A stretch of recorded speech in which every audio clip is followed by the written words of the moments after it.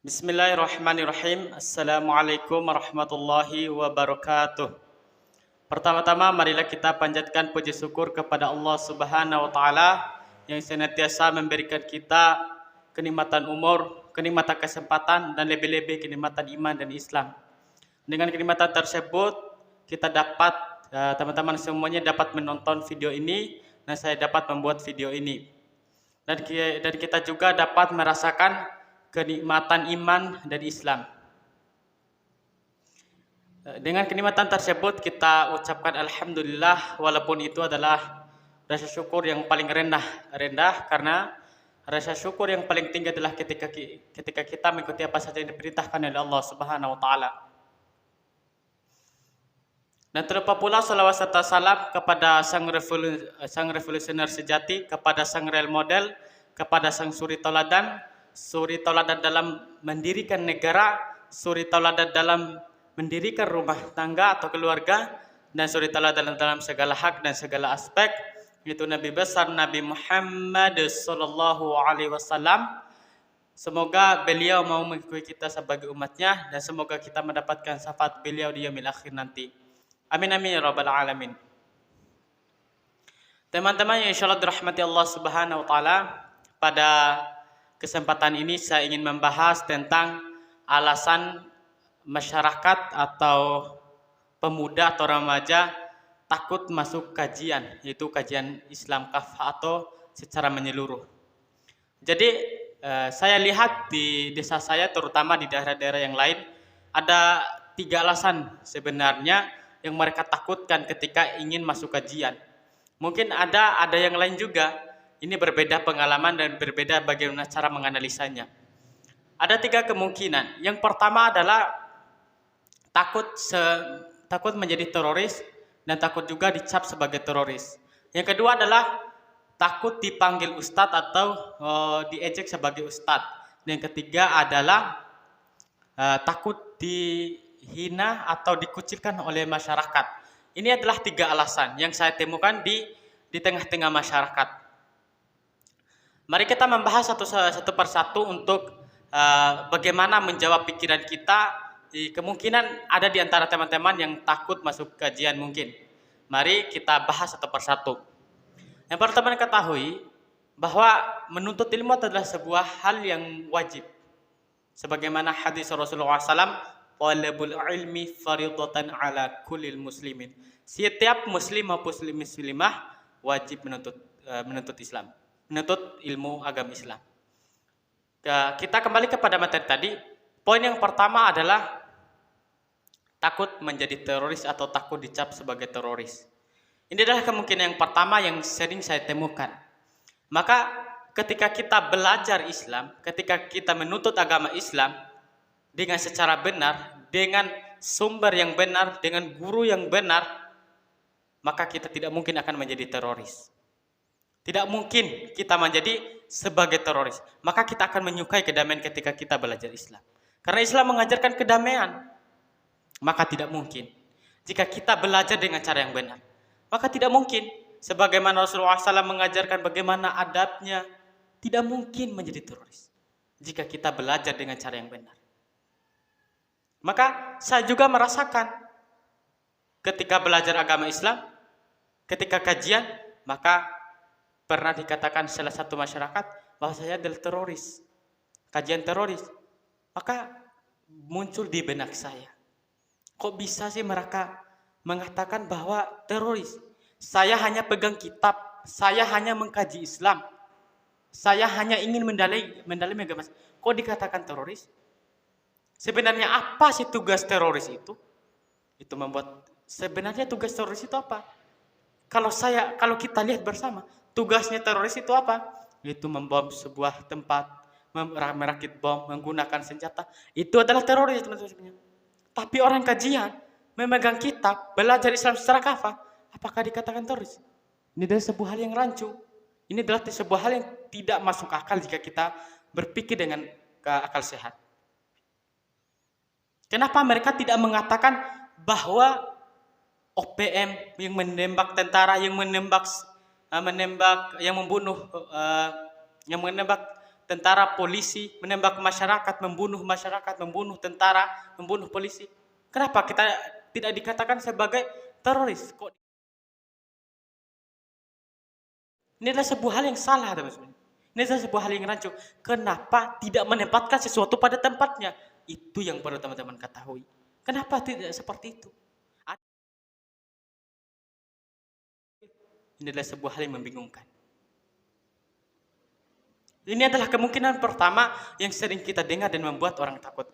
Maka ketika kita takut kajian karena alasan ini adalah sebuah hal yang tidak masuk akal dan patut ditanyakan kecurigaan kita. Patut ditanyakan rasa takut kita ketika belajar Islam. Itu yang perlu teman-teman ketahui. Terus kemungkinan yang kedua adalah takut dipanggil ustadz, takut diejek sebagai ustadz.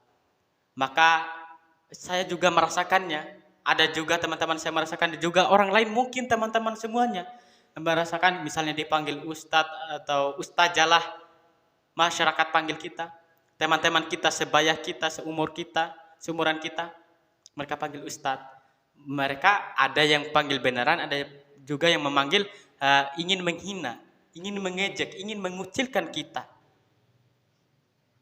Seakan-akan begini ya, jika kita berpikir, seakan-akan mereka mengatakan bahwa orang yang menuntut ilmu itu, orang yang belajar Islam itu hanya tugas ustadz dan ustazah saja. Kan jika kita berpikir, jika kita menganalogikan, maka sama halnya mereka mengatakan seperti itu. Yang perlu teman-teman ketahui, belajar agama Islam, menuntut ilmu agama Islam sebagai seorang muslim bukan hanya tugas ustaz, bukan hanya tugas ustazah, bukan hanya tugas orang alim, bukan hanya itu. Tapi sebagaimana hadis Rasulullah SAW, talabul ilmi fardhatun ala kullil muslimin. Setiap muslim maupun muslimah wajib menuntut ilmu agama Islam. Bukan setiap ustazah, orang alim wajib menuntut ilmu. Itu bukan hadisnya, tapi setiap muslim maupun muslimah. Berarti secara keseluruhan orang Islam. Itu yang perlu teman-teman ketahui. Maka dua hal ini sudah terbantahkan teman-teman semuanya. Maka ketika kita dipanggil ustaz, kita amini saja, karena arti ustaz dalam arti pendidikan itu adalah guru. Sedangkan arti dalam orang yang mengerti agama bisa juga dipanggil sebagai ustaz, orang yang mengetahui segala hal. Kita begitupun ustazah, arti ustazah. Maka kita amini saja, semoga kita menjadi orang yang alim, orang yang mengetahui segala halnya. Maka kita amini saja. Maka itu adalah sebuah jawabannya, teman-teman. Mau menjadi ustadz, mau tidak mau kita menjadi ustadz, kewajiban kita menuntut ilmu agama Islam akan tetap sebagai sebuah kewajiban, tidak akan berubah hukumnya. Maka mau kita menjadi ustadz tetap berkewajiban, mau kita tidak mau menjadi ustadz, itu adalah tetap sebagai kewajiban kita sebagai seorang muslim maupun muslimah. Maka kita jangan mengikuti ejekan orang lain, kita tidak akan berkembang. Itu kemungkinan yang kedua. Maka jika kita mengikuti dua hal ini, terus kita takut kajian karena dua hal ini, itu adalah sebuah hal yang salah, sebuah hal yang tidak masuk akal. Terus kemungkinan yang ketiga adalah takut dikucilkan, takut dihina. Maka yang perlu teman-teman ketahui, orang yang melakukan kemaksiatan, orang yang melakukan keburukan saja tetap dihina oleh manusia yang lainnya. Tetap dihina. Maka kita lihat ketika orang yang orang yang melakukan kemaksiatan, mereka tetap dihina. Mereka melakukan keburukan tetap dihina. Begitupun orang yang melakukan kebaikan tetap dihina. Maka tidak mungkin kita dihina oleh manusia. Tidak mungkin, teman-teman semuanya. Maka pilihannya adalah mau kita dihina dan dikucilkan dalam hal yang buruk atau dalam hal yang baik. Maka sebagai manusia yang mempunyai akal sehat, pasti memilih mau dikucilkan dalam hal kebaikan. Itu yang perlu teman-teman ketahui. Rasulullah SAW pun tetap dihina oleh umatnya. Begitupun Allah SWT tetap dihina oleh penciptaannya. apalagi kita sebagai manusia biasa. Itu yang perlu teman-teman ketahui. Maka jika kita mengikuti apa saja yang orang katakan kepada kita, kita tidak akan berkembang. Kita akan menjadi manusia yang bodoh. Maka ketika kita belajar agama, maka derajat kita akan diangkat. Maka kita akan mendapatkan pahala, akan dibalas oleh Allah Subhanahu wa taala ke dalam surga. Apalagi sebagai seorang remaja atau sebagai pemuda, tidak boleh insecure. Harus bangga diri. Saya sangat bangga ketika memegang agama Islam ini.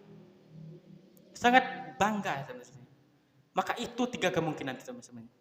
Maka ketika kita tidak mau belajar Islam karena 3 alasan ini, itu adalah sebuah hal yang tidak masuk akal, teman-teman.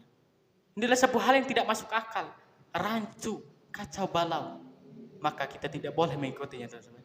Maka kewajiban tetaplah kewajiban. Dan ada juga yang mengatakan buat apa menuntut agama Islam? Sholat ya tinggal sholat, zakat ya tinggal zakat, puasa ya tinggal puasa. Itu yang mereka katakan. Mereka menganggap hal yang biasa. Maka yang perlu teman-teman ketahui, Islam bukan hanya mengatur tentang ibadah spiritual saja. Islam tidak mengajarkan seperti itu. Tidak hanya mengajarkan hal yang seperti itu seperti agama-agama yang lain mengajari tentang ibadah saya. Bukan berarti saya menghina, tapi ini adalah sebuah fakta. Maka Islam adalah way of life. Adalah sebuah pandangan hidup. Sebuah pandangan hidup.